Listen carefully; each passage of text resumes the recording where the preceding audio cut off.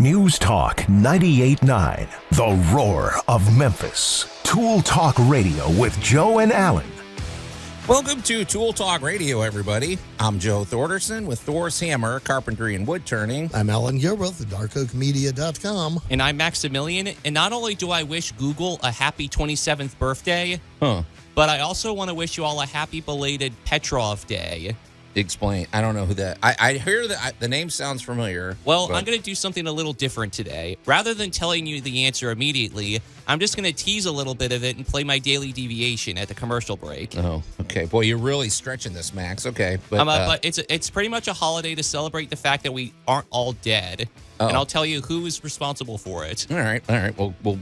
That sounds interesting. And then, of course, Google. I don't know. Does anybody not use Google? I use it every day. What about you, Allan? I mean, well, it was in the world of analytics, Google was bizarre in the fact that it was designed to track the number of connections. That just to kind of give you a weird idea. All right, we've always called it like the World Wide Web, or the internet was all connected. When Google was originally designed, when Sergey sat around and went, how do I make a search engine actually look at what people are looking at? What he did was he built a robot, basically we would call it a bot these days, that followed the number of connections to something. Huh, okay. So very, very interesting and very groundbreaking in the form of internet math. You say that as though it's such a simple thing, but I got to imagine this took years, and it sounds very this complicated. Was some late nights and a lot of pizza. Yeah, this was not something. This wasn't a PBJ and an afternoon conversation. No, that's interesting. So, okay, well, folks, gosh, we've been off the air a couple of weeks, and I mean, we've had to yield our time to the Tigers, but hey, good for them. They're out there kicking some Kadiddlehofer, man. They're doing good, and they outnumber us. Yeah. So congratulations to the Memphis Tigers on their stellar beginning to the season. So, but Allan, as a result, you and I have a backlog. What did show prep yesterday? I think took about 80 seconds, right? I mean, we were looking at our list of things we didn't get to for the last 2 weeks, and then just our couple of new things, but. Among those folks today, in our Great Moments in Building History, we're going to talk about. Allan, I think it's called it goes by a few names here in the Mid-South, but it's the Harahan Bridge. It's the Memphis, Arkansas Bridge. Basically, if you're here in Memphis, we're talking about the bridge on the left. All right. Well, not the M Bridge. Generally in Memphis, for those of you listening outside of Memphis, we have two major bridges that cross the Mississippi, and we colloquially, even though they're both ancient at this point, we always still refer to them as the Old Bridge and the New Bridge. Pretty much, yeah. The Old Bridge is the Memphis, Arkansas Bridge that takes I-55, and the DeSoto Hernando Bridge handles Interstate 40. Yeah, exactly. So, and but it's a game changer. When you put a bridge over a river as massive as the mighty Mississippi, I mean, think about what this looked like 100 and something years ago, and what that meant for the people of Memphis and the people of Arkansas. So we're gonna talk about that beyond the construction of bridges, which is complicated enough, but the result in commerce and just everything. It's a game changing thing when you build a bridge. So, we have. Allan, we still haven't got to our 30 years of stupid as far as I'm seeing. So we're about a month behind on that. Maybe we can get to that. I have a tool tale and an on-air confession about my bench saw. Oh, all right. That's all I'm going to say. But I'm ready. It went well, but it took whatever. It's one of these things where folks do as we say, not always as we do. That's half of my job site. Pretty much. I promise you. And here's one more from the mind of Max. So I was talking to Max, and we just happened to be looking at these safety, I think they're called safety signs or hazard symbols that you see like on a furnace or you see it on an electrical panel. Some of these are pretty funny. There shows a guy like engulfed in flames, or another one one of the best ones ever is from the 50s where it says, "Hey kids, remember electricity will kill you," and it has an electric guy with a knife getting ready. Yeah. So if you have any good hazard symbols, we'd like to know those. But Allan, I thought maybe we could talk also about what goes into making a good hazard symbol. I want to know the cheeky artists that are willing to do double entendres and stuff like that. Yeah. So let's keep it in taste. That would be every sign made from 1910 to about 1960. Yeah, because I'm thinking of some of these HVAC systems where it's caution, gas expels from the rear or something like that. Yeah. So that's on the table today too. So there's quite a bit, folks. But and believe us, this is only about half the show notes we've got in front of us. So stay tuned. It's going to be a good day.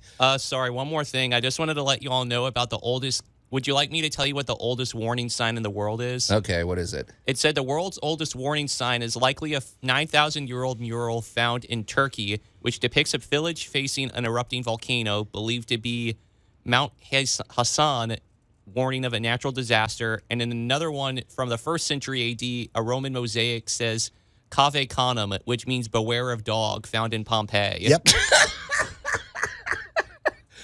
Okay, so Pompeii is worried about some dog running around. I think they had bigger fish to fry there. That's pretty funny. Not that day. It sounds a little backwards, Matt. Why didn't they have a volcano?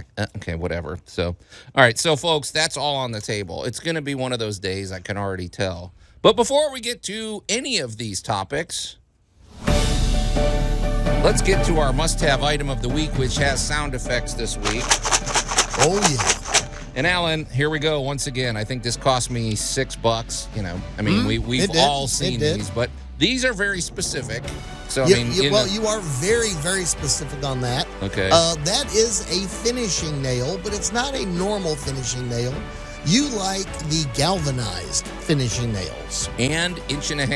Yep. 1.5 inches is okay. So I have a box of 1.5 galvanized finish nails, not the shiny, oily kind. Right. I don't know that I ever use those. I hate those things. They leave grease on your hands and they slide out. Well, they are oily. I know I guess they're meant to drive in easier, but that also means they'll come out easier. I've never used those. I don't like those. I know that. Okay. What's the reason for that? I mean, why are they covered in oil? Is it literally to keep just them from rusting?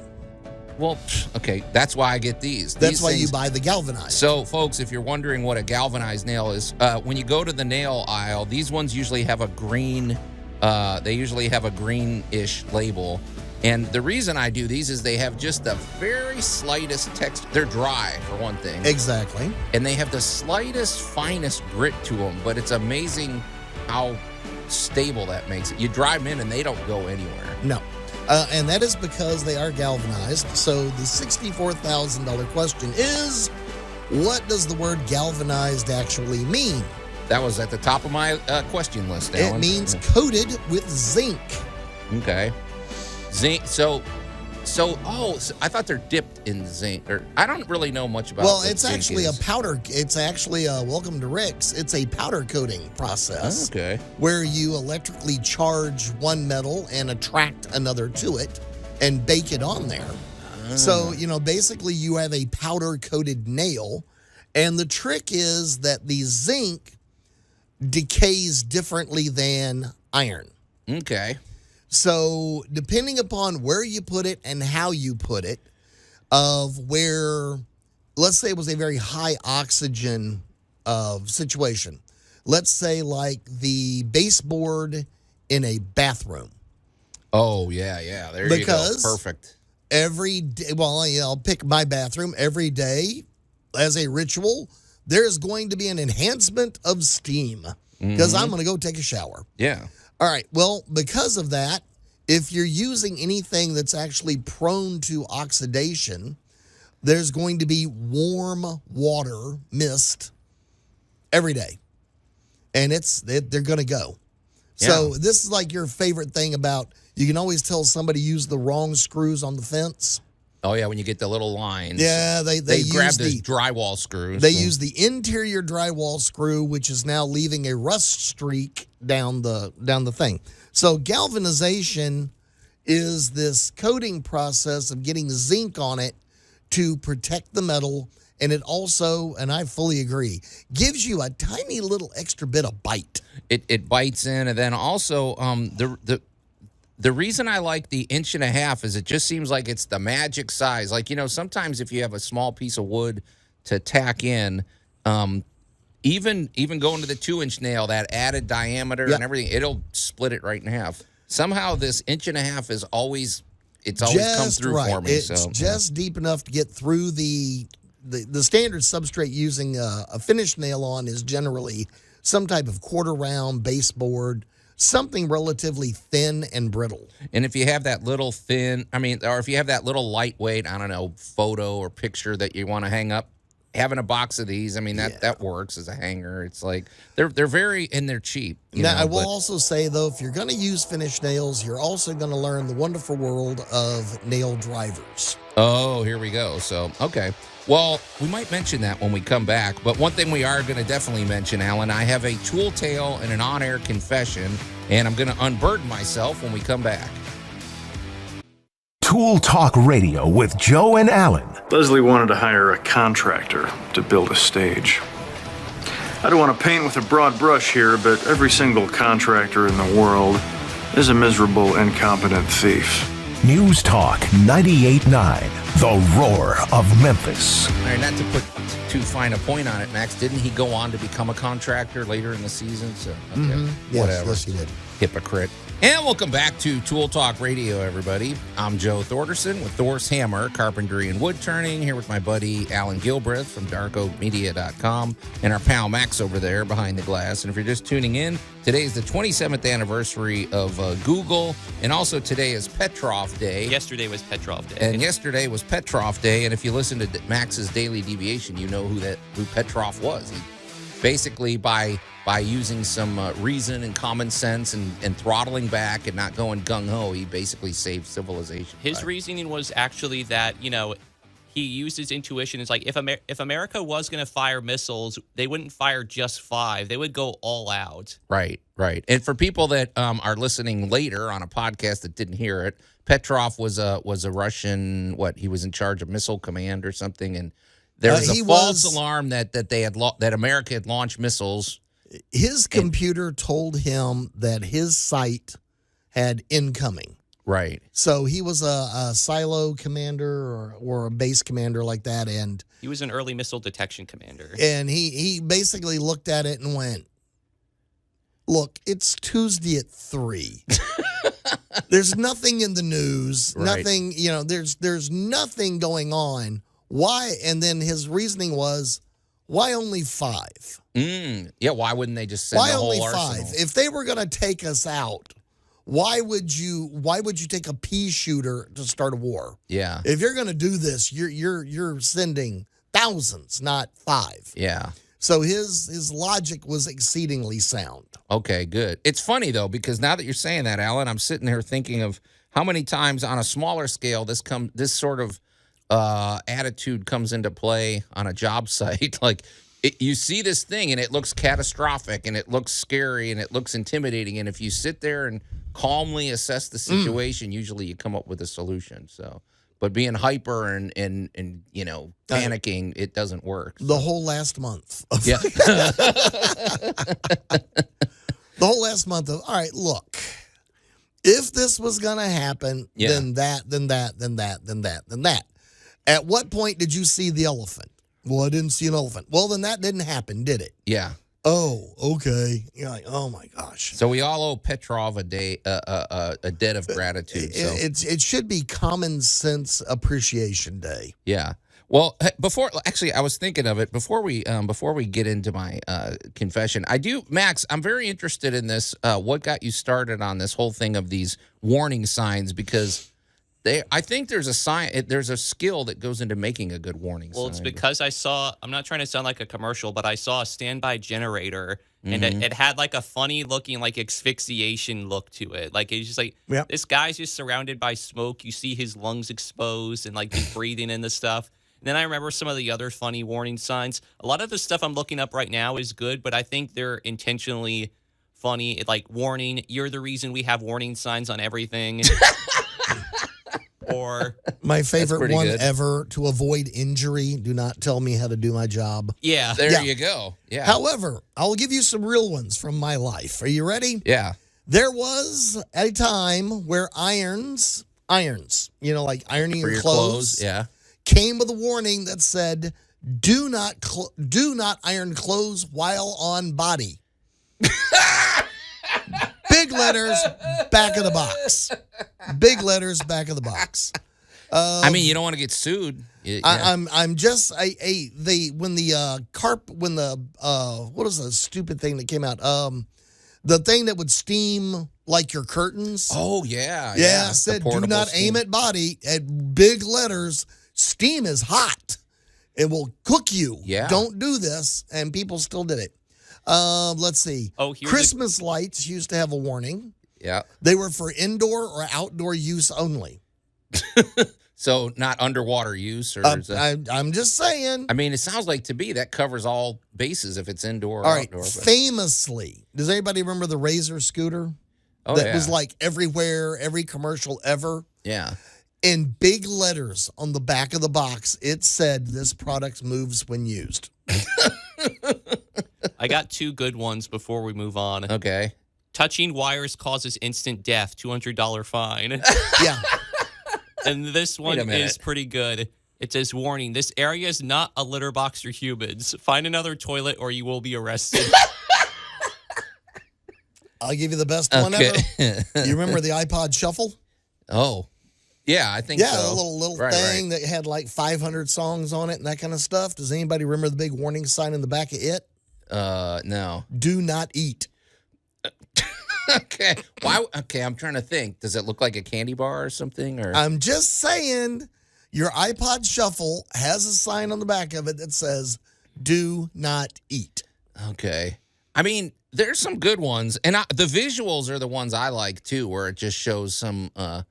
I don't know, like the You're electrical talking about like the ones. 50s safety commercials Well, because where the electrical guy had like a chainsaw and a knife and was chasing people. well, they had this. Yeah. It was a weird dichotomy. Like the one I mean, there was literally one that says, "Remember, kids, electricity will kill you." Well, it was a smiling, Yeah. cartoonish looking bolt of electricity, and there was a kid there waving at him, and this guy and this electric bolt had a switchblade in his hand. Yeah. That's a very odd way to do things. Of course, this is the generation of Tom and Jerry and everything else. But I think the key to a good warning sign is it's the old adage by Shakespeare: brevity is the soul of wit. Or in this case, there's one of a CNC machine, and it says the CNC has no mercy. Treat it like a hungry shark. And there's a shark eating a human next to a CNC machine. I think it's all about the animation too, like the drawings. Yeah, if you're an artist out there that designs these, I don't know. It's somebody's job to make warning signs and to make hazard symbols. So I'd love to know more, especially if you've been in the field and you've had to approve these, or if this was your job, we'd love to know more. But if you have a good warning sign, that's on the table today. Way back in the day. I mean, we're talking back in the late 70s of when smoking was everywhere. Oh, I remember that. Max, you have no idea, man. The Allan only and I way to grew get up with. somebody's attention, a friend of mine over at his pet store. I mean, he's got pets, fish and stuff like that, and he didn't want any smoking in the store. So he put up sign after sign after sign that was no smoking, no smoking, no smoking. Nobody paid any attention. Right. So he puts this gargantuan sign over the door in like 8 different languages. None of them English. Unmistakable. None Yeah. of them English. Yeah. And they all basically said no smoking. And that worked because people would look at it. Oh, so they got them. The no smoking sign, their brain just jumped right over that. But the minute it was screaming at you in Mandarin, this big giant ideogram, people are like, oh, no smoking in the store. Yeah, okay. And would put out their stuff. Isn't that something? I mean, we talk about how history didn't smell as good as it does today, and it's like, Max, we're not even talking that long ago. I mean, we're talking the 80s. Even if we had like bathing standards, even back then, we still smelled because of all the nicotine. Yeah. Everything was yellow and it stunk. Yeah. Oh my gosh. Yeah. Gosh, thank goodness it's not like that anymore. You know, when you went to McDonald's and they have the cute little ashtrays on the table. Right. Yeah. So, okay. Well, hey, I guess we'll put a pin in it. We'll get to my confession in a minute. But, Allan, I want to just give a shout-out real quick. I guess this is a shout-out, or maybe this is just an observation about MLGW. 2 points. Okay. So, our neighborhood is in East Memphis, and recently we've been getting these things where the power goes out, but it comes on in 90 seconds. Instead, we used to have times where if the power went out, we're like, okay, is this going to be an hour? Is it going to be 4 days? Is it going to? We didn't know. That's when you looked at everybody and went, all right, so we're eating out. Hunker in. We're leaving the house. And But why is this different? What's going on? I feel like it's almost like a reboot system. It's like when it goes out, we don't even panic anymore. We're like, okay, give it a minute. It'll and be back in a it's minute. about 90 seconds. It'll be back in a minute, yeah. What is that? Like, why is this happening? Well, MLG&W, along with a lot of other utility companies, are basically retooling and joining at least the 20th century. What we did before was basically everything was hardwired into each other. I see what you're saying. Okay. So everything was hardwired, everything was bolted together. So a tree limb comes down and hits the electrical lines, and it snatches the whole pole down. Right. Because everything was hardwired together. Now they're getting much more modular. Now we're talking. Okay, well, whatever they're doing, we approve. I find it, it's I nice. think we're going to have a good winter. Okay, and so we got to, and I got one more comment about the good folks over at MLGW, and then we will get to my tool tale and on-air confession. Tool Talk Radio with Joe and Allan. There's something about an underdog that really inspires the unexceptional. News Talk 98.9, the roar of Memphis. And welcome back to Tool Talk Radio, everybody. I'm Joe Thorderson with Thor's Hammer, Carpentry and Wood Turning, here with my buddy Allan Gilbreth from darkoakmedia.com and our pal Max over there behind the glass. And if you're just tuning in, today is the 27th anniversary of Google. Today is yesterday was International Petrov Day, which is a guy who is an unsung hero of human history that really basically saved us from a nuclear war. There's a good documentary out there for 2014 called The Man Who Saved the World. There you go. So good old Petrov, we celebrate him. And it's not the David Bowie song. Okay. I didn't know he made a song about him. That's interesting. No, there was a song called The Man Who Saved the World. Everyone really knows it by Nirvana, but it's actually a David Bowie song. Okay. That sounds good. So, and also we are celebrating good, well-made and well-versed warning signs and hazard signs, and Max is sprinkling those in throughout the show, but we'd love to hear from you if you've got any good, especially ones with like tasteful double entendres and stuff like that. Like use the force. Yeah. Okay, Max. Okay. Yeah. Gas leaks in the rear, things like that, or whatever. Yeah. So just good, clean fun. And also Allan, let me just ask you this before we move on, because we're already getting backed up here. So, but I was talking about this MLGW 90-second reset thing that I'm noticing, and that they've been very proactive with cutting trees and everything. And you had said it. It's like, because we had a winter 2 or 3 winters ago where the power was just going out all the time because a lot of these old trees in town are aging out and they're falling on power lines. So I definitely salute them. But I did have a question. I saw something the other day that I've literally never seen ever in 30 years of living here. I was on Poplar Avenue, and when you see like these police escorts. Now these were Shelby County sheriffs. I counted about 10 cars, and they came to the intersection. It was a Poplar and Highland. They came to the intersection. They blocked it off because they got to make sure. It's like you see it at a funeral or something. Right. Well, this was for MLGW. These MLGW trucks were coming through. And then this massive truck came through with carrying, it looked to me like some electrical something. It was a huge piece of equipment, but I've never seen a police escort for that. Is there something about something that big that They just can't slow down. They got to keep this thing It moving. sounds like the beginning of like a Marvel movie where it's like some villain is about to acquire the super electricity components. It looked exactly like that, Max. It looked like something Dr. Octopus would want to steal or something. But It it's probably like, was. But what have you ever seen that?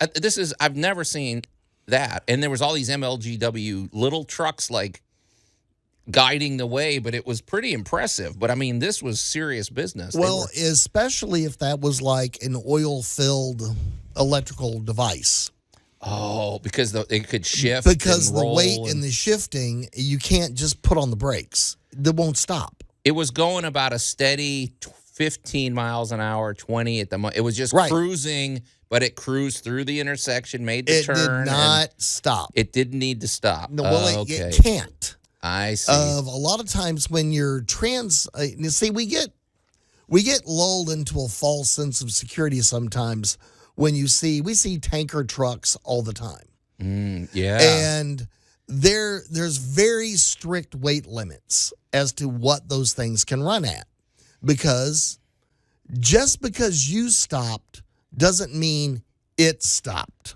And that liquid is shifting every time it breaks or turns back or whatever. and forth and Now that's interesting. So this thing could have been filled with oil to keep it cool and lubricated. Yes. So when you're sense. looking at some of these really big 100,000 volt transformers or transfer units, a lot of them are oil filled. But the big secret is it ain't going to stop for you. Yeah. You know, I hate to say it, drivers have a bad false sense of security. Just because you got away with it once or you cut in front of somebody or you did this or that, there are vehicles out there that cannot stop. So when you see that friendly-looking dairy truck with the smiling cow on the side, there's a reason. Don't tailgate. He goes so slow going up a hill or so, there are reasons. And when you look at some of these, especially now that MLG&W is updating its utility infrastructure, you're going to see more of these things. Okay. And I'm going to tell you, pull over, take a picture, enjoy it, but get out of the way. Well, I'm glad they had the police escort because it was rush hour, and I'm like, there was going to be that guy that was just, I'm not waiting around here. And plus, I don't think the MLGW trucks that were sort of like the pilot fish leading the way, nobody's going to stop for them. So it was wise. It was whatever. It worked, and they got that thing moving. So that would be since I didn't see it, but I'm going to assume I think you're right, it was going to be one of the major. It's either going to be a turbine, which has internal moving parts, or it's going to be an oil-filled device, which is even crazier. Yeah, I think a shifting weight load explains it because it was just cruising along, made the turn, didn't stop ever, just kept cruising in. So, all right, well, it was interesting because sometimes, when you see something that you've never seen before, you want to know what it's all about. Exactly.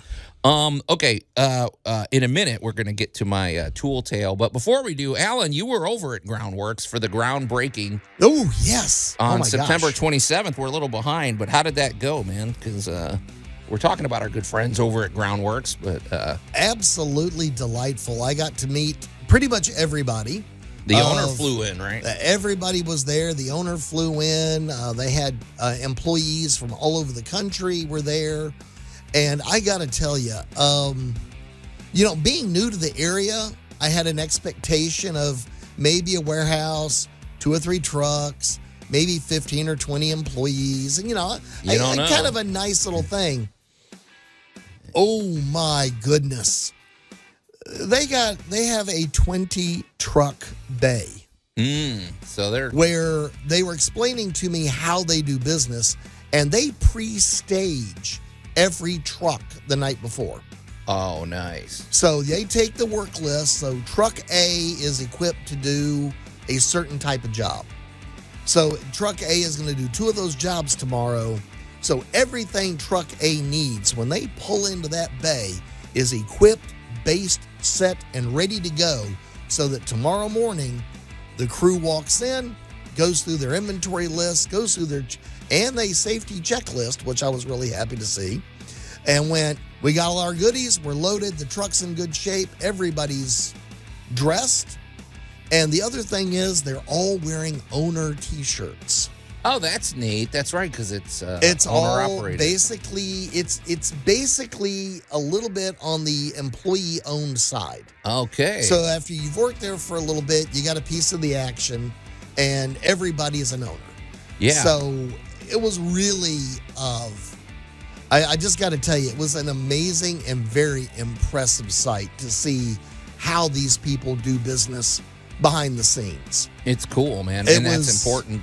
Very impressive. So we are talking about our friends at Groundworks, because if you have, so they deal with the keeping your foundation healthy, which has, and all of us have a different foundation. You may have a crawl space or a slab, or some people even, there are basements here in the Mid-South, or a combination of both. Allan kind of has a combination as far as I know. But they can develop problems, and they all need to be healthy and maintained, and they never get better with age. Foundation problems are foundational. You need a solid foundation. So, and there's nobody better to help you with that than our friends at Groundworks. And of course, sometimes your foundation problems manifest themselves in unusual ways, that you may not realize it's a foundation problem, like that odd musty smell, or sagging, bouncing floors, or those stair step cracks over your in your brick, or over your doorways or windows. But what's great about Groundworks is, as Allan indicated, this operation is fully, ready to take care of any type of foundation problem. They come out. It's a free inspection. This is what's key. This is not just some guy walking around with a tape measure and a clipboard. This is very comprehensive. They get in there. They use detecting equipment. It's like going to it's like having a doctor's checkup for your home.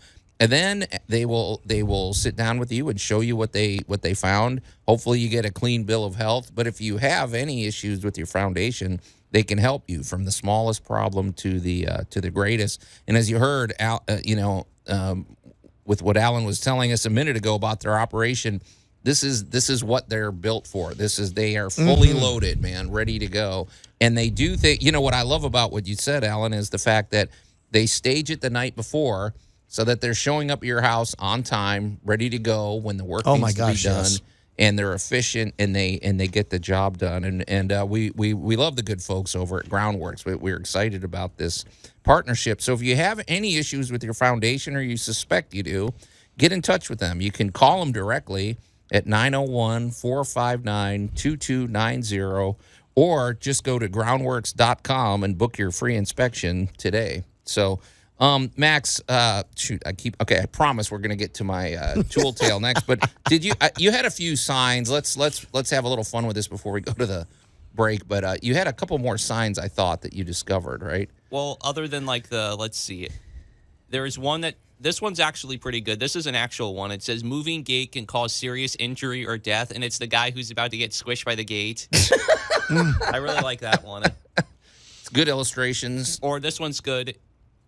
It says, caution, this sign has extremely sharp edges. Do not touch the edges of the sign. Also, the bridge is out. Exit immediately. Oh, and then the last one is danger, falling cow. That's, talk about burying the lead. I was waiting for that one. So you never know when falling cows, that sounds like if you go to Scotland, that could be a problem, right, Alan? Off the cliff, well, I saw that sign in North Carolina, so. Okay, well, it's all on the table. But, okay, I promise when we come back, we're going to get to this tool tale all about my bench saw.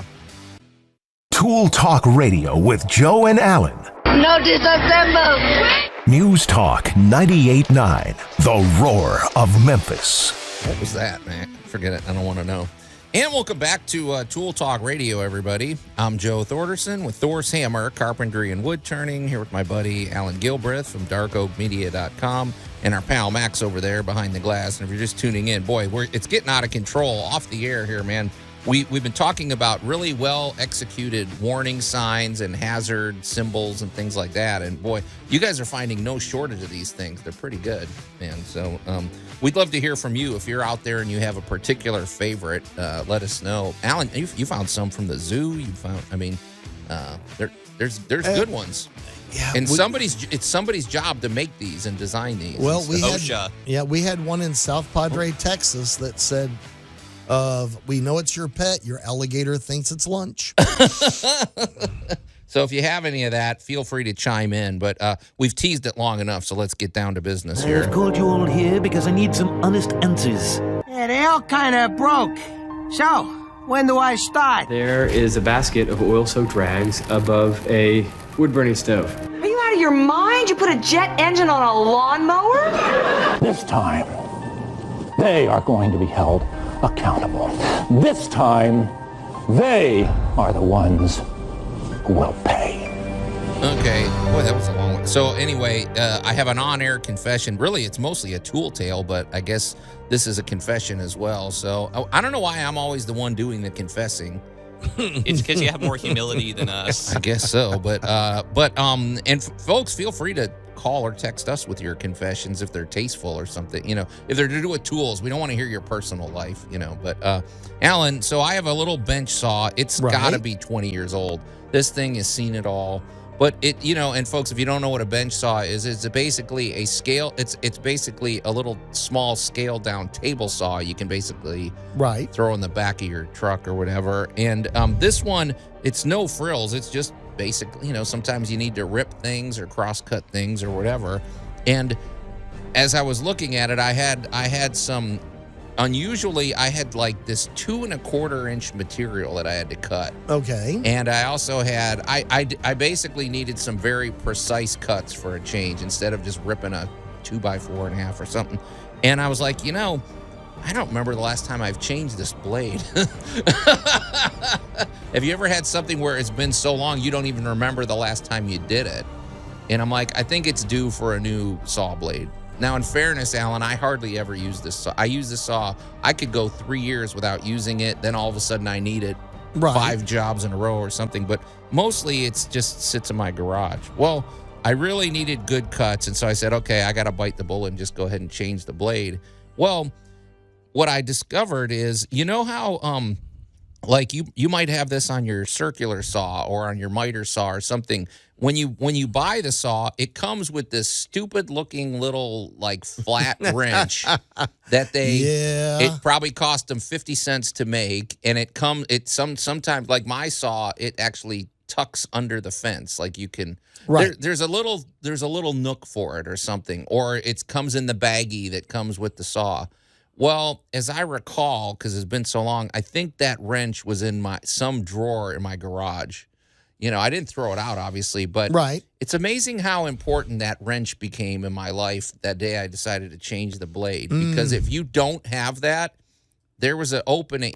So basically, it's the kind of thing where you're going to change the blade, and everything just keeps spinning, and you have nowhere to grab it. I grabbed vice grips. I grabbed I wedged in the blade. This should have been a 5-minute job. It took 2 hours because I didn't have the right tool, and plus I'm not going to drive home and hunt for something that I don't even remember where I put it or anything. But eventually, what came through for me was some needle nose vice grips. Yes. Thank goodness. But that was no picnic. But I finally got the blade changed. But boy, what a difference when you have a brand new sharp blade. I mean, it just cut right through there. Beautiful cuts and everything. So, but I guess it's a warning tale, but also just a reminder what a difference a sharp blade makes for you. Because I mean, it was a pleasure to cut this wood. So. Well, that applies not only to your saws, but I'm also going to pick on your box cutters and your anything you cut with is actually much, much safer to be good and sharp than it is to be dull. Because dull means it hangs up and it doesn't move as smoothly as you think, and that's when people get cut. And plus, you know, what's interesting, too, you're cutting wood. Wood has oils and saps and everything. And when you cut that wood, it's heating up. And so if you were to take a microscope or something, you probably notice a layer of sap and gummy whatever on that saw blade, which isn't helping matters either. So, I'm going to throw in kind of a weird twist on this. Because you have a new saw blade, we're going to get down to the microscopic side of this because it took me a while to learn this, but you actually can't cut wood. Okay, here we go. You can't cut wood. What do you mean by that? You can remove material, okay, but you can't cut it. I feel Translation, And this is a big warning to any new DIYer out there. Where and how you cut with that saw and the blade is going to remove the material, the width of that blade. Right. Now, if the blade is in great shape, the little tiny, it's not the blade that does the cutting, that outside, we look at it like the middle of the blade's doing the cutting.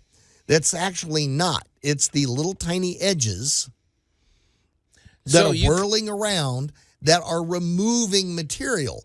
And the better and more smoothly it does the job, the better what we call the cut. So by that logic, decapitation is more of a removing of the neck material than anything.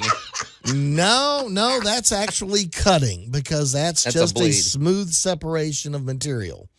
But I know what you're saying. So in other words, the saw blade, if you look at how it's actually functioning, it's about a 1/8 inch wide. Exactly. There's like 70 mini chisels on there that are chiseling away. Exactly. So it removes 1/8 of an inch, which we do know that. You always got to allow for the thickness of the blade. Well, not everybody knows that, because trust me, when you measure, you do got to think that way. Working with a group over this past month, I once again had to ask the question, okay, how do you cut?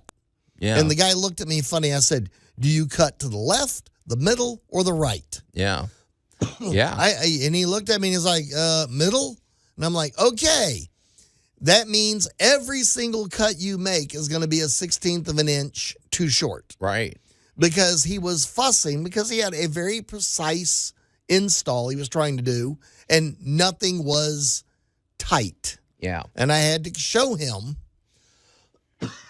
exactly why it was turning out slightly off. Yeah, exactly. And so your new saw blade is doing a much better job for a lot of reasons. Yeah. And I was thinking about it too, and I was just like, but the one thing, here's the thing though, okay, because what this, the lesson that comes down to me is this wrench, because the reason it's in a drawer is because there was no good place to put it on the saw.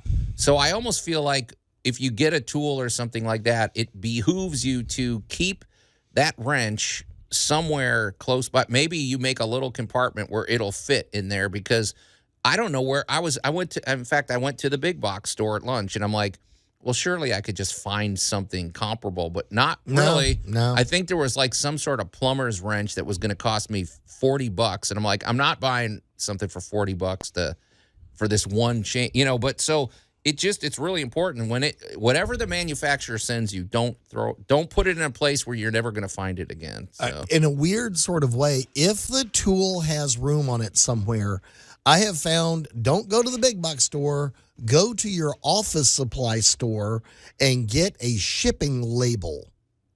Oh. The kind that they have you a little put plastic. you slide the stuff in. I have hid more tool parts to a device in the shipping label package and adhered it to the backside, underside, or inside of the equipment. Not the worst idea. You could tuck the Allen wrenches. You could put everything in there. So, okay. Good practical street-level tips here happening on Tool Talk Radio. Okay, well, hour one is in the can, but we have a lot to get to when we come back, including Allan's Week in Review and our great moments in building history. News Talk 98.9, The Roar of Memphis. Tool Talk Radio with Joe and Allan.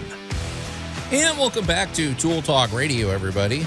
I'm Joe Thorderson with Thor's Hammer, Carpentry and Wood Turning, here with my buddy Allan Gilbreth from darkoakmedia.com and our pal Max over there behind the glass. And if you're just getting up, if you're just waking up and grabbing your coffee and you've missed the first hour of Tool Talk Radio, well, we should tell you today is the 27th anniversary of Google, which nobody's checked in, Allan, to wish them a happy anniversary. I guess we just take them for granted or something. I gotta ask, what was your first Google?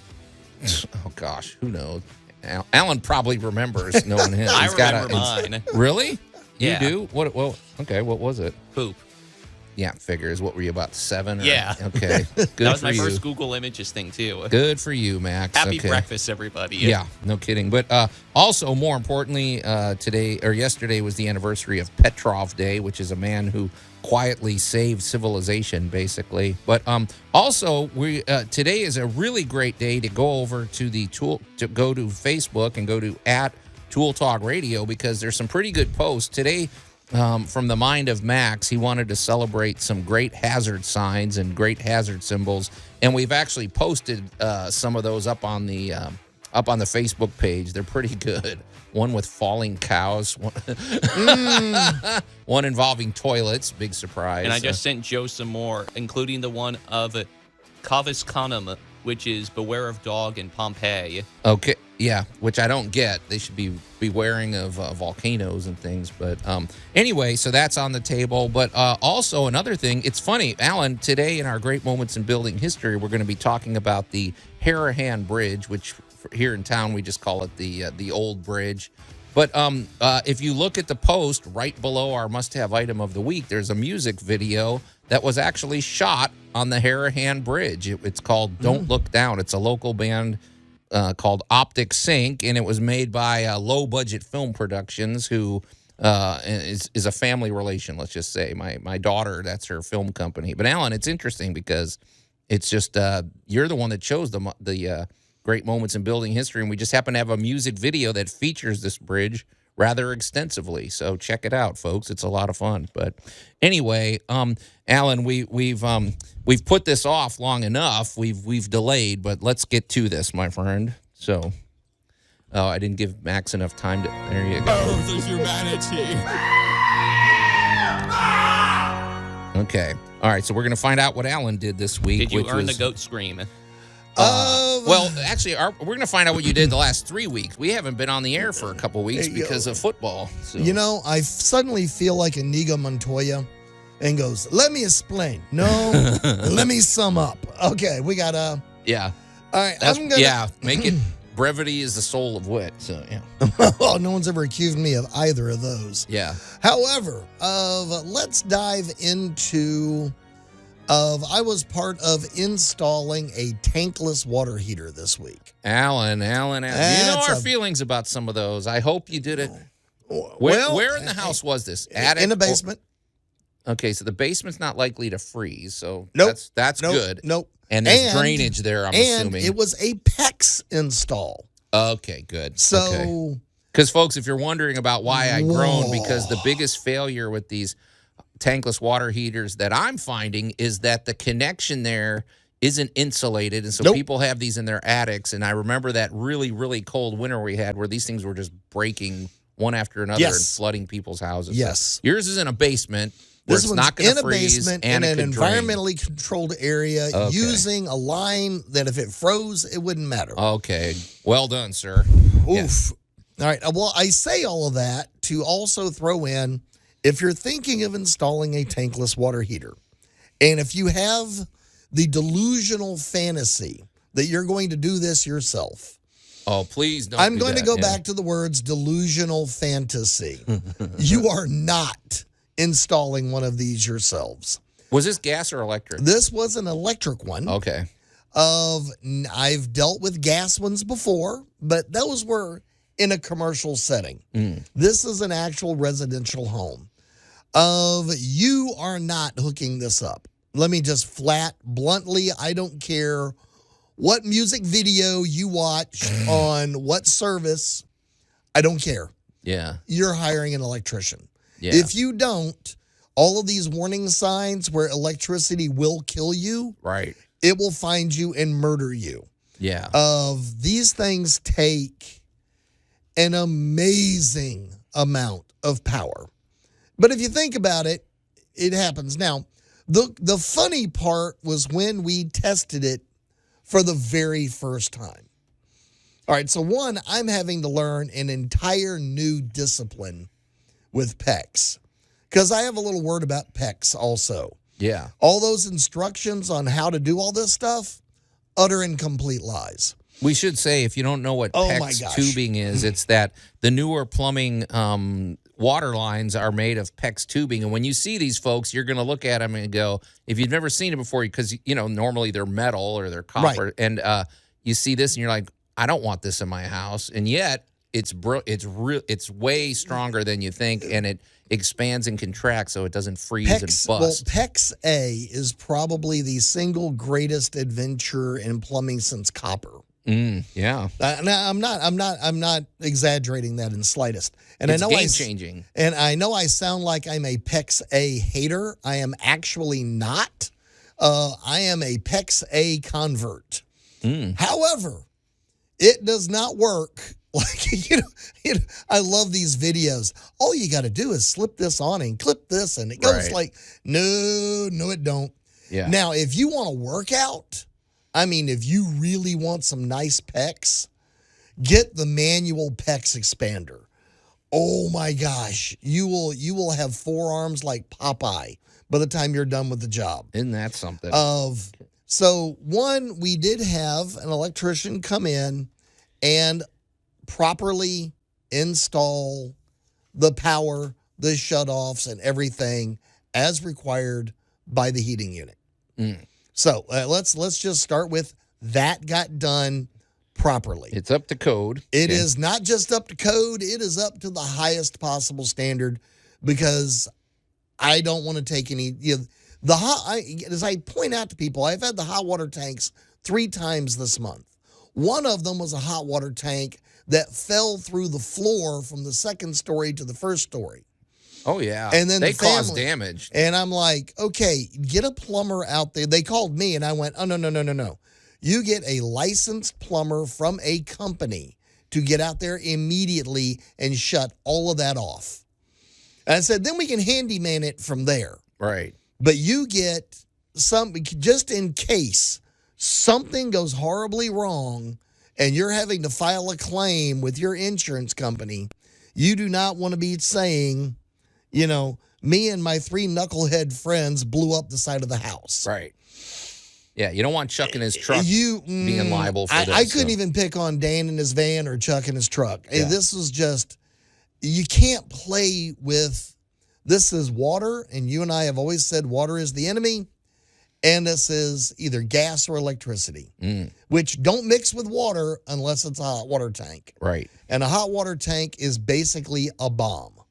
It is. It's pressurized water. Superheating. And you're superheating it. So my 3 experiences in this past month have been, A, don't put them someplace where they can fall and kill you. B, be aware of what you're doing and have it properly mounted and installed. And then C, I'll pick on PEX for just a moment. If you haven't played with any of this stuff, you will now see it at your big box store. And but it's PEX A. There are multiple types of PEX that have been out for years, but PEX A is the A, really difficult one to install, B, it's the one that actually lasts. Okay. I didn't know there was A, B, C, or whatever. Yeah, there's multiple different PEXs, but I'm talking about PEX A, the commercial version, which just showed up at your local big box store within the last few weeks. Yeah. You can get it in red and blue and white, but let me tell you, these connectors, they are amazing. This honestly, Joe, I look you dead in the eye and tell you, this is a game changer. Oh yeah, the connectors and then the cutters, everything. It's a system that is it is changing the game. So, all right. There's probably a few more things we're going to learn about that Allan did this week, and then when we come back, also we're going to get to our great moments in building history. Tool Talk Radio with Joe and Allan. I'm in danger. News Talk 98.9, the roar of Memphis. I'm sure you can guess why I chose that. Yeah, the hazard symbols. Okay. Anyway, welcome back to Tool Talk Radio, everybody. I'm Joe Thorderson with Thor's Hammer, Carpentry and Wood Turning, here with my buddy Allan Gilbreth from darkoakmedia.com and our pal Max over there behind the glass, who has a backlog of hazard sign. Maybe we'll keep this going in the weeks ahead, Max. No, I'm all caught up with you. So okay, because we've been celebrating well-executed hazard signs and warning signs and things like that. I'm putting it out there to all our users, whether they're listening now or on the podcast. If you are one of the people that work with OSHA or the government equivalent somewhere else in the world, please hit us up. Yeah, and send visuals. We want to see the best warning symbols or signs. What are your best rough drafts? I mean, falling cows is hard to beat. You said that's from North Carolina? Yeah, that's where I saw one of those. See, I was picturing Ireland or Scotland or one of those places where the farmers are out there and because I've actually been to Ireland, and I remember having roadblock like traffic jams because they got to cross their 500 sheep across the road or something. Well, we have a few spots like that in the U.S. Okay. All right, cool. So, but Allan, before the break, we're also finding out in your week in review, you're talking about tankless water heaters, PEX tubing, things like that. It's funny because we talked about a month ago about flushing your hot water tank, which I finally did that. And boy, did it make a difference. But boy, it's interesting watching the stuff that comes out of there. But I did have a question because there's what is it called? The anode rod.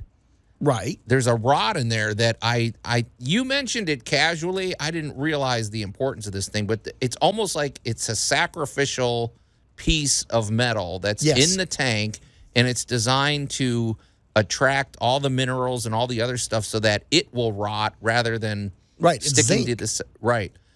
But I was trying to change it. This is what I want to get an on-air tip because I flushed the tank and then I was attempting to change that thing, and man, it's stuck in place pretty hard. Yes. Do you got any tips for that? Because I mean, I was watching videos. They had like these really big impact drivers and stuff, and I don't know. I was leery of doing something like that might tear up the tank, and then I got to buy a new one. But right. I didn't want to spray WD-40 in there because this thing's at the top of the tank, and what if it gets into the water? I don't know. I mean, I'm sort of stuck here. I didn't know if you had a tip for that. So, the last time I had to change one of those out, I actually got away with a really lightweight little hammer drill. Really? That did it? But I had a little trick to it. Instead of using WD-40, I went and got myself a little tube of triflow oil. Oh, so it's thicker. It's just a little. Instead of spraying it in there, you're going to have to get the little applicator tip in there, or you're going to have to put it on a Q-tip and get it down in there.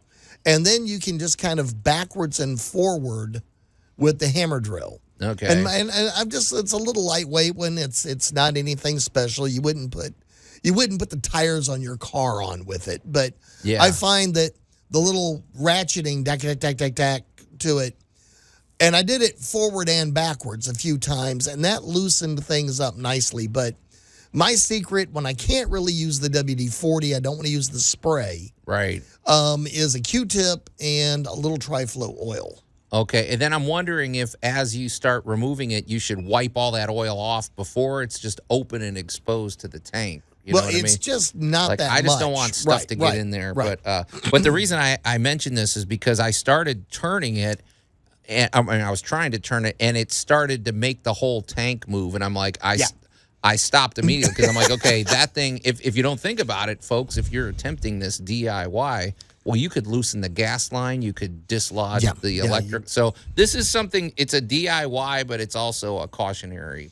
Well, don't play games with your hot water tank. Yeah, you know. Just the hot water tank by itself is it's a miracle of engineering. Yeah. B, it makes regular modern life livable because we rely on them so much. But they are just, for certain parts of the country, they're far worse than they are here. Memphis, once again, we are utterly blessed with beautiful water. Right. Oh, yeah. And so we just don't get the iron buildup and the calcium and the stuff that everybody else gets.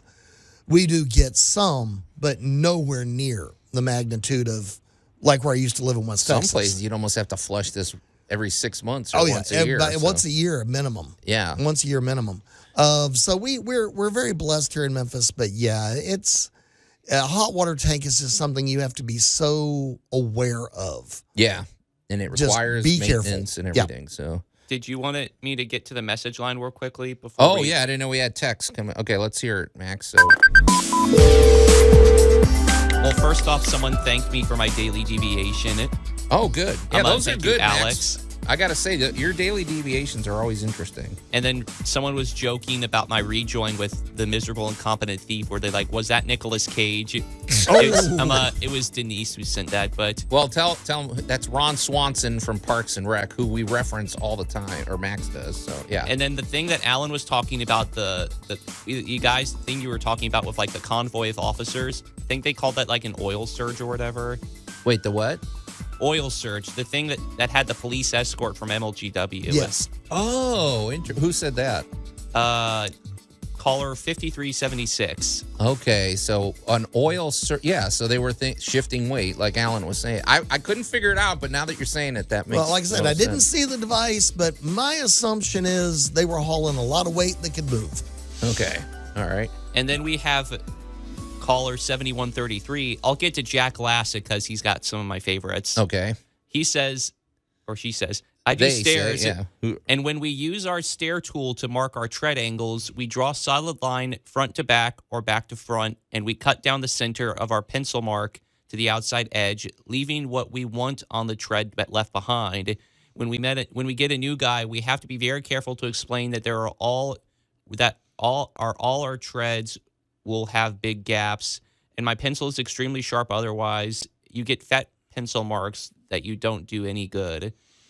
I think I know what he's saying, because earlier in the show, if you just tuned in, we were talking about that when you're using a saw, Allan was pointing out that technically it's not cutting. It's actually, your saw is a bunch of 1/8-inch wide chisels that are spinning. And so if you don't account for the thickness of the blade, especially if you have a precise job, well, it's going to be off. It can be off a 1/4 inch one way or another, depending on which side of the blade you put it on. Get into doing a tile job sometime where you got to be exactly on the money.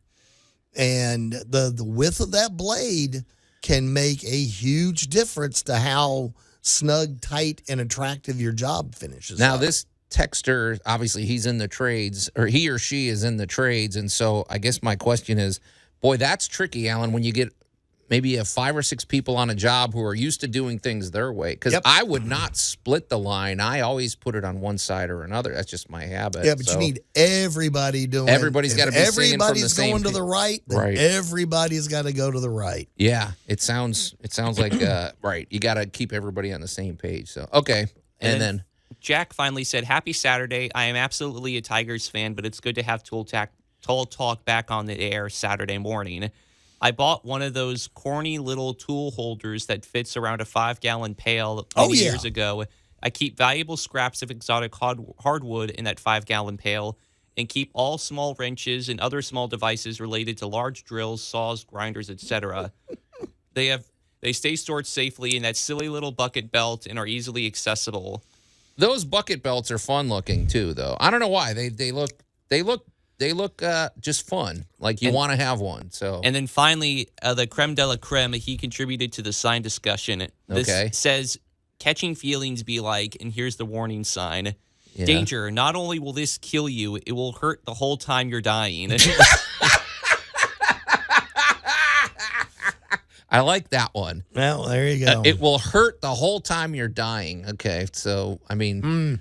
I wonder what they're referring to. It's an electrical thing. It has a little lightning bolt. Oh, yeah. Yeah, that can't be pleasant. Although I have to imagine it's sort of quick. Well, maybe not. No, not necessarily. How about like Cirrus Chris Maximus? Yeah. We don't know. No. I like to believe those squirrels that were electrocuted that knocked our power out went fast. It sure looked fast. They did. But you might not. We have a lot more volume than a squirrel, so yeah. Okay, so don't play games with electricity.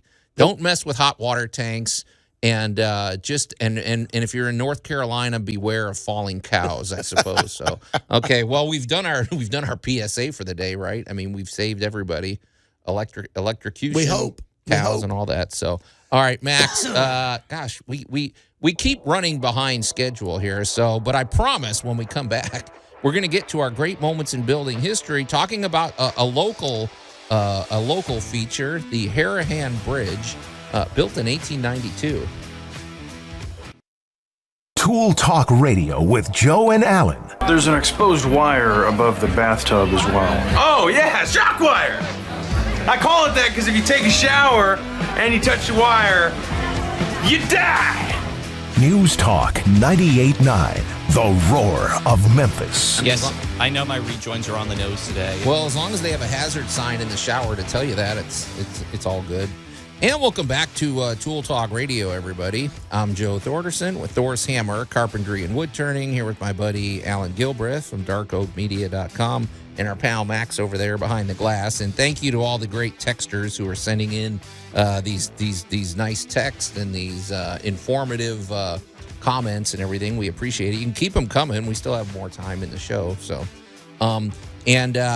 we've got a lot on the table, and we're not going to rehash it all. But Allan, I know what's going on right now. I'm looking out there, and I'm seeing, and I can visualize these people that they just woke up. They're sort of curious what they missed, and they're crying into their coffee that they missed the first section of Tool Talk Radio. But never fear, right? I mean, there's a solution for these people. Oh, we've got you covered. All they got to do is pop over to tooltalkradio.com, and they can play along with all of our advice, DIY, shenanigans, and other stuff. There's honestly years of content, and we've got a lot of new stuff coming, believe it or not. So there's going to be go check it out. So go ahead and subscribe, get your like button clicked, and buckle up, folks. We got years of good stuff there and more good stuff coming. And I suppose we don't plug this enough. You should, we'd appreciate a good review.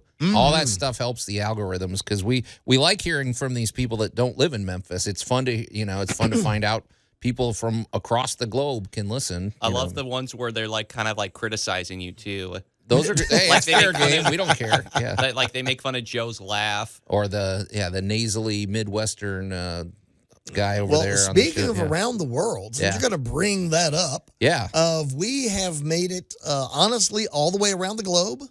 I'd like to welcome Singapore to the listening family. Singapore, and, now that's a first. Yeah. We picked up a Tasmanian listener. Nice. I couldn't wait. I was kind of like, all right, we got to get big. All right, guys, we need to get really big in New Zealand and Tasmania because Joe and I want to come tour. I do, yeah. I'm just thinking of the line from Pirates of the Caribbean. Clearly, you haven't been to Singapore. Yeah. But as much as we love for you to listen, we'd love it even more if you send us some messages, especially if you have a challenging home improvement question for us in your unique, your unique geography. I can't wait to answer Australian questions. Exactly. So, there you go. Where the water flows the opposite, it swirls the opposite way. The toilet flows the other way. Exactly. Speaking of toilets flowing the other way, no, that's not even a segue at all, but I tried to make it. But in a minute, we're going to get to our great moments in building history. But before we do, let's talk about our good buddy, Jay Hill with Big M Roofing and Remodeling. And once again, I want to introduce something about Jay Hill, which is another reason you should do business with this guy. Okay, for one thing, he is always 5 stars with the Better Business Bureau. He's a GAF Master Elite Installer, and he is one of the top-rated roofing. He's one of the top-rated roofing companies in the entire region. But also, Jay is all about the exterior protection of your home, from roofing to gutters to siding to windows. But also, Jay, you know how we've said this before, Allan, how important it is to, I know a guy or gal. I know somebody that can help you with your problem, even though I can't. And Jay Hill came through for me in flying colors. Next week, I'm probably going to share the story of a major remodel we did in our home, and it was a contractor that Jay recommended, and I could not be happier with these guys. So Jay has a network of good quality people around him, and that's nothing to sneeze at. That's a big deal. So, but Jay, for one thing, another thing that sets Jay apart is, besides his dynamic and energetic personality, is the fact that he's a former insurance agent, which is hugely helpful because if you have a problem with your home and there's damage and you're going, well, is this something that is covered by my homeowner's insurance? I'm not really sure. Well, Jay literally should be the first person you call. He can come out, he's going to assess the problem, and if there's a way forward with a homeowner's claim, he can help you with that whole process, which is hugely empowering, and it can save you thousands of dollars. And that's why we have homeowners insurance, so that we can make these types of claims when we need to. And so having an advocate on your side is really important. But every project Jay is a part of, he brings energy and enthusiasm and knowledge, and that plays a big role when you're doing it. And also, Jay is a very wise businessman. He keeps his overhead low, because why should you have? He wants you to get the most competitive prices that you can. And he also wants to deal with you directly. So when you call, you're going to talk directly to Jay Hill. So give him a call. Call him right now. I don't think there's a game on. I think you're not interrupting him. Call him at 901-484-5645. And also go to his website, bigmroofingandremodeling.com. All right, you guys. Well, let's dive in. And now, great moments in building history. Allan, I found this interesting because you suggested this bridge, and it's funny because literally, if you go to our Facebook page, there is a music video by a local band called Optic Sync, and the song is called Don't Look Down, and it was shot on this particular bridge you're talking about. Awesome. It's a really fun video, so check it out, folks, and give it a like too. But anyway, I digress. But Allan, what got you thinking about the so is it the Harahan Bridge? We got two bridges. Well, here. we have three, technically. Yep. We have the Harahan. The bridge I want to talk about was the Memphis, Arkansas bridge. However, it's kind of hard to separate the Harahan and the Memphis, Arkansas bridge. So we got to go back to 1892 when, let's face it, the Mississippi was a problem. Yeah, if you're trying to get your stuff across there, think of that. Think of the gulf between you. It's like, okay, you're not taking a little boat. It's a mile across. You're going to wind up in Vicksburg by the time you get to the other side. And those are serious currents. You do not get in there. Please don't dive in the river. You're getting. Yeah, talk about a warning sign. To any potential rock and roll superstars out there, please stay out of that river. Yeah. It has, what was that sign? You pretend it is a live shark. It has no mercy. Oh, the CNC machine. Yeah. Okay, so 1892, we get a marvel of engineering.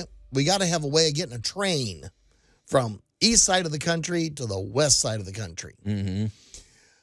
The Frisco Bridge. There we go. So now we got a bridge where you can get a train across. And it wasn't long before, well, there's too many trains. Oh, really? There's too many trains. So they had to go, well, let's get the Harahan going. And so we built this bridge. Let's build a second one. Well, because to me, it almost looks like they're one bridge, or it looks like they would have been built at the same time, but I guess they weren't. Well, the Harahan comes along in 1916, and a Memphis politician threatened to block everything unless you could take your wagon across it. Remember, it's 1916. Yeah. Yeah, this right, pre-automobile. Well, sort of. Well, it's more or less. Yeah. So, you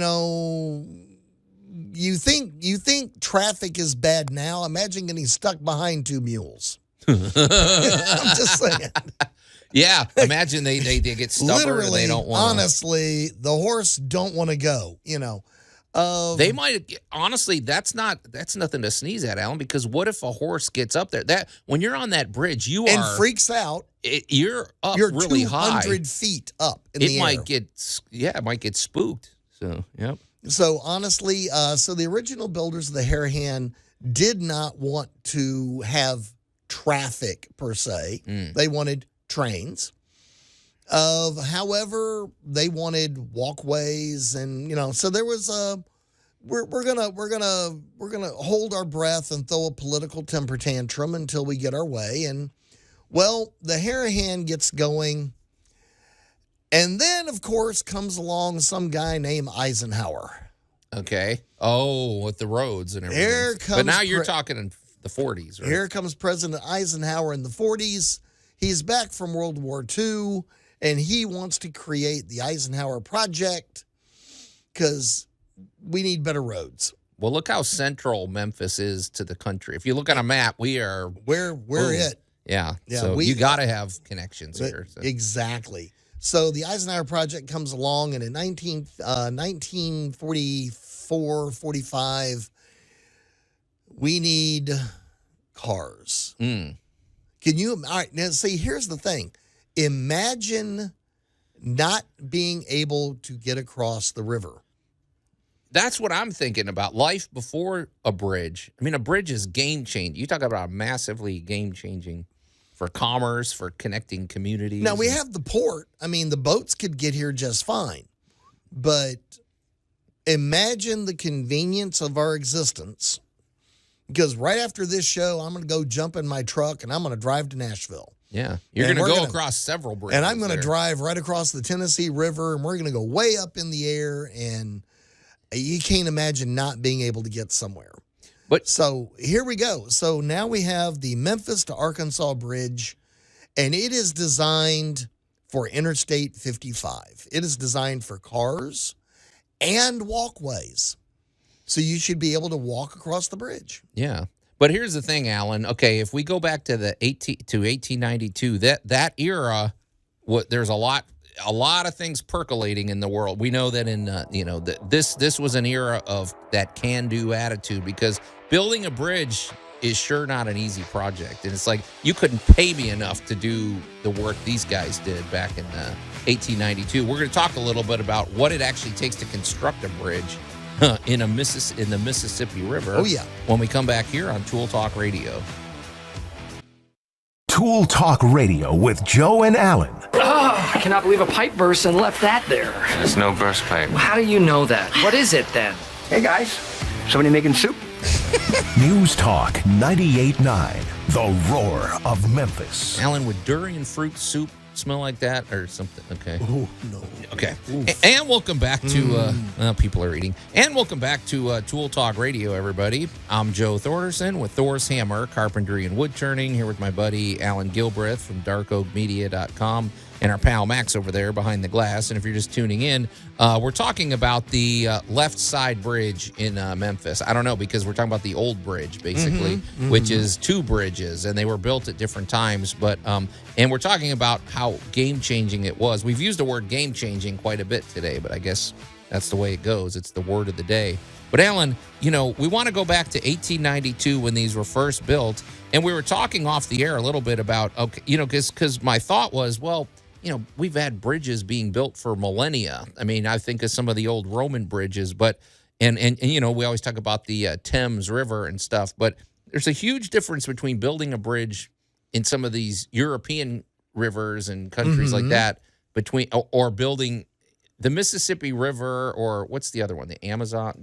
There's some rivers that there's a river and then there's a river, So I don't know how deep the river is here in Memphis at its deepest point. I know it's got to be pretty deep, but Allan, building that is a huge, daunting, scary task. And basically, as far as I understand the technique, you construct shafts basically that go down, and these shafts are maybe 20 feet in diameter or something. They're not huge, right? They're not that big, and people have to go down in there and begin building, and this caused all sorts of health problems. People probably died, right? I mean, and you couldn't pay me enough to do this work. It sounds claustrophobic. It sounds scary. It sounds dangerous, but people did it, right? So, I mean.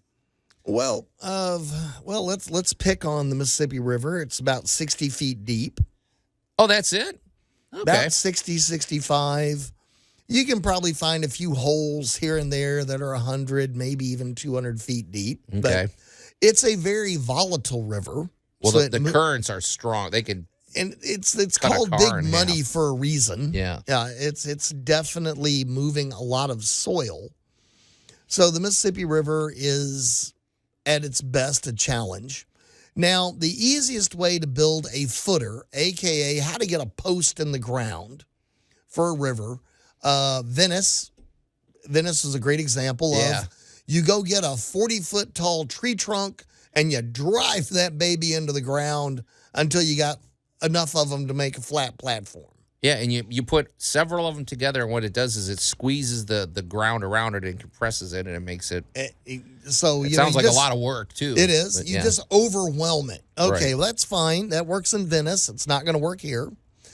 Next, you have what's called a cofferdam. A cofferdam is more or less a temporary structure that you build, aka think of taking a really big tube, sticking it all the way to the bottom of the river and pumping all the water out. Right. And then you can do your work and drive your post and that kind of stuff. And you know, if the It's cofferdam, like, okay, guys, get in there. Yeah, well, good luck, guys. Forget it, man. Well, hope you see at the end of the day. Yeah. And of course, the deeper you go, you mentioned something off air called bends.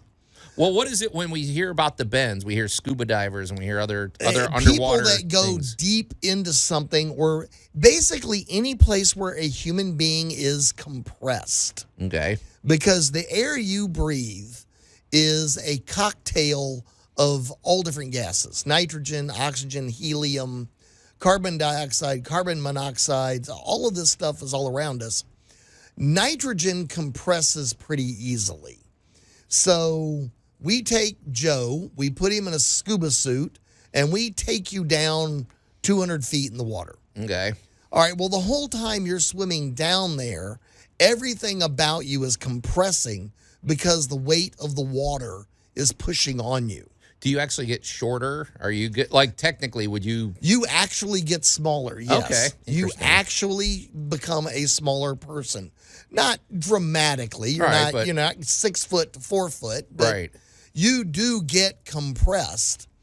And when you turn around and come back through being compressed, you begin to expand.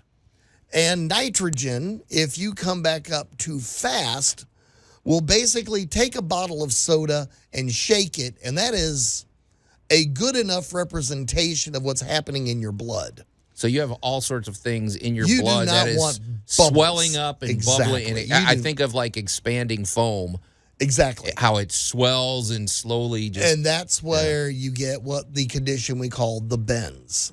So that could be fatal, right? Yes, I mean, at the it very can least, kill it's not you going to make easily. you feel It can good. kill you easily, which Yeah. is why your deep divers, if you ever talk to one of them, they all sound like Minnie Mouse. Really? I didn't know that. Because there's no nitrogen in their mix. They breathe oxygen and helium. Interesting. So okay. So that we take nitrogen completely out of the thing, and that way we can compress you more without having to worry about nitrogen bends. And I mean, we're talking 1892. We didn't have the same safety standard. And I'm just thinking, okay, you have the bends. This thing could leak. This thing could be crushed by the weight of the current. Yeah. There just seems like so many things. But back in this era, I mean, this is the era of the Chicago World's Fair, and this was, when electricity was being introduced to the world, and there was just this thing of we're going to make this happen. Well, but steel also was this big thing. Right. Remember, I love to tell everybody, remember, history is not in a vacuum. We got the Ferris wheel. We got, some kind of tower in Paris someplace. We got, so all of these things were going on, and these new materials were exciting, and we were coming up with new technologies. And basically, you couldn't tell somebody in 1892 you can't do something. Oh, yeah. Because there was somebody that went, oh, yeah? Hold my beer. Yeah. Here we go. We can build a Panama Canal. Right. We can build skyscrapers. We can build a bridge. And basically, they just got real obstinate and built them a bridge. Now, I'm curious because, like I said, folks, I mean, one thing that's nice is you can walk. I love the walking. Yes. The walking, I guess you call it a path, but the walking lane that they have on the bridge, it's really nice. I love walking across there. You get a good breeze, even in the summer, and it's a good workout. It's about a mile across. But, Allan, when you look, are those all of the, you see the old I-beams, and I guess what I'm wondering, is this thing going to age out at some point?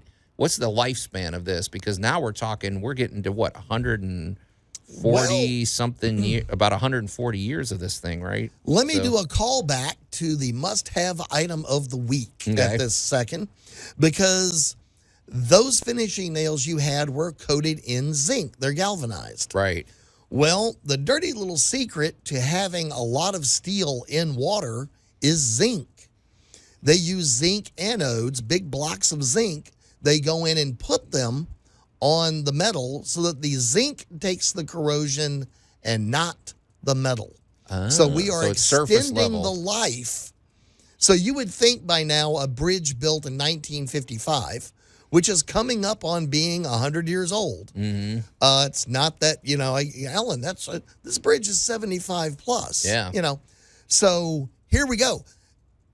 The little secret is we're tricking what's aging. Okay, I see. So this is where maintenance and the pylons become so critical. Yeah. Because the concrete pours that went into these things were set many, many feet down into the base, basically the rock underneath the river.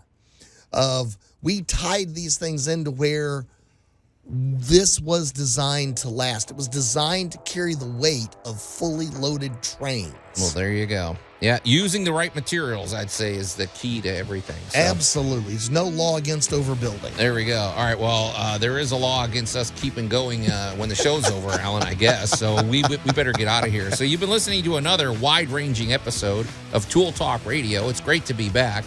So on behalf of my buddy, Allan Gilbreth, and our pal Max over there behind the glass, I'm Joe Thorderson. Thanks for listening to Tool Talk Radio, and we'll see you next week. Now watch out for falling cows.